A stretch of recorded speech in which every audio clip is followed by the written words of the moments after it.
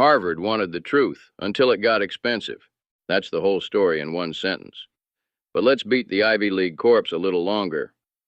In 2022, Harvard put on its Sunday best virtue face and said it was ready to reckon with its ties to slavery. They even threw $100 million at it like a kid tossing monopoly money at guilt. Legacy of slavery, they called it. Real solemn stuff. Committees, reports, memorial plans, big words like reparative justice. All the right moves to make the faculty lounge clap and the New York Times nod approvingly.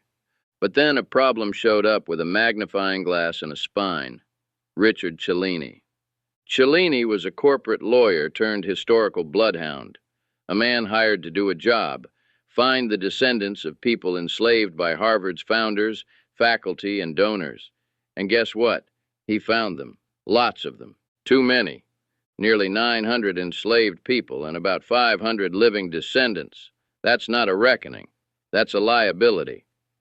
Suddenly, Harvard's commitment to truth hit a wall. And that wall was made of gold. $50.9 billion of it, to be exact. That's the size of Harvard's endowment, the biggest academic war chest on the planet. You'd think they could spare a few coins for the families whose ancestors built their ivory tower in chains. You'd think wrong. According to Cellini, he was warned, don't find too many. One administrator reportedly told him, unfortunately, you keep finding more slaves. Yes, that was the complaint. Not that they were enslaved, that they were found. That's like hiring a plumber and firing him for discovering your pipes are full of sewage. Let's pause and appreciate the absurdity. Harvard, the crown jewel of American intellectualism, the self-declared conscience of the elite class, got caught red-handed in the slave trade, and then tried to erase the receipts. Again, this isn't ancient history. Harvard didn't just benefit from slavery. It was built on it. Professors owned slaves. Presidents owned slaves. Students paid tuition with sugar harvested by slaves.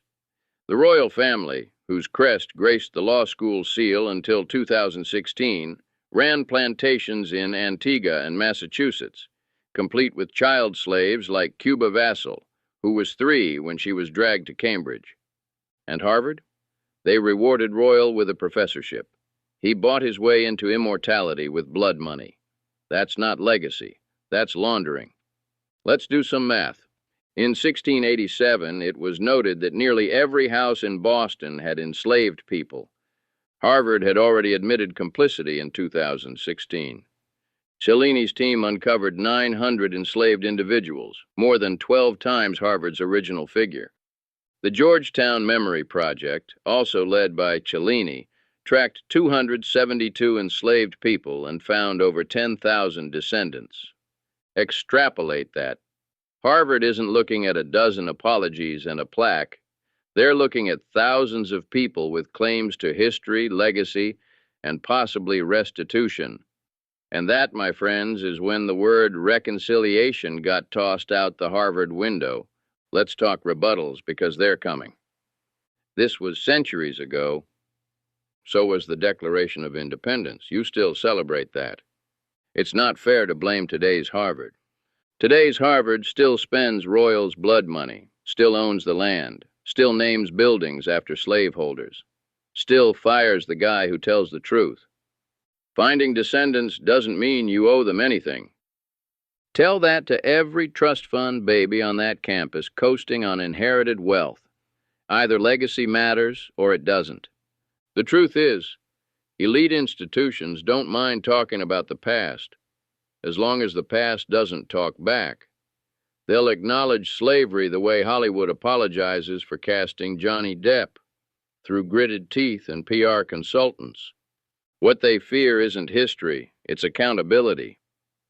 Harvard tried to atone for slavery the way a drunk tries to atone for a bar fight, by buying a round of drinks and hoping everyone forgets. But Cellini didn't forget. He kept digging, and for that, he got canned. That tells you everything. This isn't about reconciliation. It's about containment. It's about managing the fallout of truth. Harvard wanted a feel-good PR campaign, not a reckoning. They didn't hire a historian, they hired a janitor. And when he showed up with a spotlight instead of a broom, they panicked. They don't want justice. They want silence. But here's the good news. Truth doesn't stay buried forever. Not in Antigua, not in Boston, not even under Harvard Yard. And every time one of those names is uncovered, another stone falls from the Ivy Tower. You want legacy? Here it is. Harvard enslaved people. Harvard got rich off their backs. And when asked to face that truth, Harvard fired the messenger. Call it shame. Call it cowardice. Just don't call it justice.